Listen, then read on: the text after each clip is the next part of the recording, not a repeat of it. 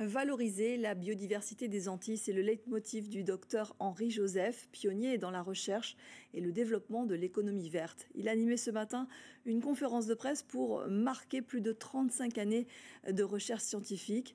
Une conférence au cours de laquelle il a notamment évoqué la question de l'économie symbiotique qui pourrait être la transition parfaite pour tourner la page de notre modèle actuel. Alexandre Ouda avec Ludovic Guédu. Après plus de 35 années d'études, de recherche et de découvertes, le docteur Henri Joseph est toujours autant émerveillé par la richesse de la biodiversité antillaise.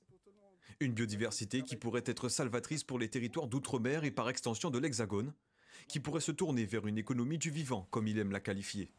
Nous sommes très fiers de lancer, par exemple, dans la commune de Sainte-Rose, on a lancé la reforestation des terres de canne en plantant des oléagineux, par exemple le moringa, avec lequel on va faire des huiles. Et avec le tourteau, on va pouvoir purifier l'eau sans utiliser en fait du sulfate d'aluminium qui est incriminé aujourd'hui dans la maladie d'Alzheimer. Et comme on est dans une économie symbiotique, on a planté de l'indigo au milieu des champs. Et dans les racines de cet indigo, vous avez des rhizobactéries qui vont capter l'azote de l'air. Ils vont transformer cet azote de l'air en ce fameux engrais vert en fait. C'est de l'engrais vivant, donc tout est en symbiose. Une économie symbiotique car chaque élément dépend des autres tout en les faisant fructifier. Une expertise acquise au cours du développement de 5 brevets, dont 2 reconnus à l'international. Un véritable savoir-faire qui attise les convoitises de grands groupes financiers et industriels.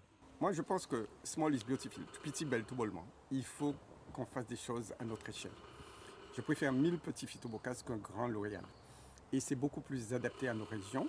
Et on va pouvoir faire des produits de niche et des produits de luxe. On a le plus bel indigo de la planète. On est aussi dans les oléagineux, les huiles, etc. Donc vous voyez que la Guadeloupe de demain, l'outre-mer de demain, possède les richesses de la France de demain. Donc au lieu d'aller chercher des points de croissance dans l'économie extractive, je vous invite à venir avec vos enfants et nous allons danser avec la nature.